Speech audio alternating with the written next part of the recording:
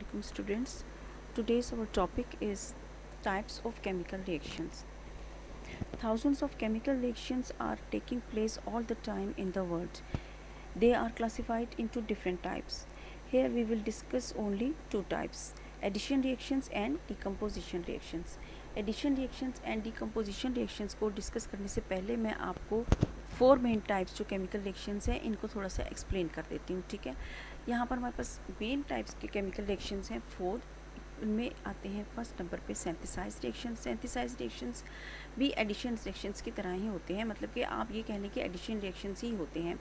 यहाँ पर हमारे पास दो सब्सटेंसेस आपको ए एंड बी, ये जर्नल हमने ली हुई है. कोई भी केमिकल रिएक्शंस ए है और कोई भी केमिकल सब्सटेंस ए है और कोई भी केमिकल सब्सटेंस बी है. ठीक है, जब हम इन दोनों सब्सटेंस को कंबाइन करेंगे, केमिकल रिएक्शंस करेंगे इनका, तो दोनों ए और बी मिलकर एक प्रोडक्ट बन जाएगा. ठीक है, तो इसको सिंथेसाइज रिएक्शंस कहते हैं. डिकम्पोजिशन रिएक्शंस में क्या होता है कि कोई एक कंपाउंड जो है वो डिकम्पोज हो जाता है इनटू टू डिफरेंट सब्सटेंसेस में.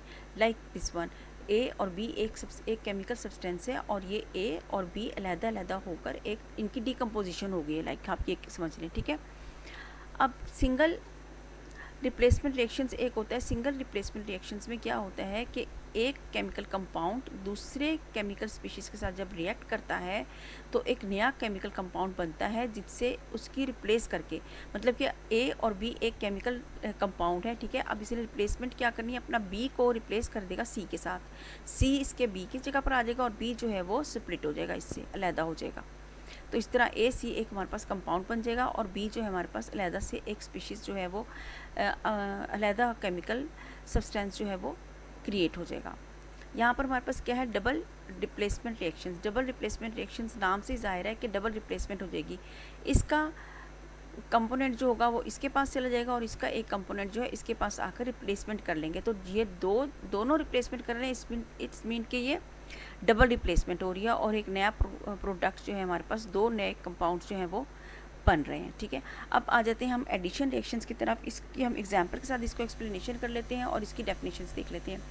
एडिशन रिएक्शंस होता है a chemical combinations of two or more substances to form one compound. ठीक है, दो या दो से ज़्यादा केमिकल सब्सटेंसेस आपस में मिलेंगे तो एक नया कंपाउंड जो है वो प्रोड्यूस हो जाएगा. लाइक दिस, हाइड्रोजन को जब हम ऑक्सीजन के साथ केमिकल कंबाइन करते हैं, केमिकल रिएक्शन जब इसका करते हैं तो क्या होता है कि वाटर बनता है. ठीक है, इसी तरह हाइड्रोजन को जब क्लोरीन के साथ मिलाया जाता है तो HCl बनेगा और जब कैल्शियम ऑक्साइड को जब हम कार्बन डाइऑक्साइड के साथ केमिकल रिएक्शंस करते हैं तो कैल्शियम कार्बोनेट कंपाउंड जो है वो प्रोड्यूस होता है.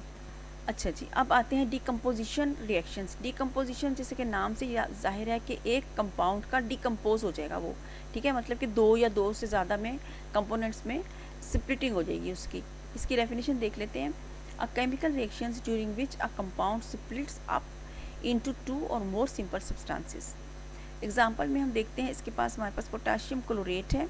जब हमने इसको हीटअप किया तो हमारे पास पोटेशियम क्लोराइड और ऑक्सीजन गैस प्रोड्यूस हुई. कैल्शियम कार्बोनेट को जब हमने हीटअप किया तो हमारे पास कैल्शियम ऑक्साइड बना और कार्बन डाइऑक्साइड प्रोड्यूस हुई गैस में. इसी तरह हमने लेड नाइट्रेट को जब हमने हीटअप किया तो हमें लेड ऑक्साइड, नाइट्रोजन ऑक्साइड और ऑक्सीजन गैस जो है वो प्रोड्यूस हुई. ये हमारे पास सॉलिड में आया, बाकी ये दोनों हमारे पास गैसेस फॉर्म में प्रोड्यूस हुई.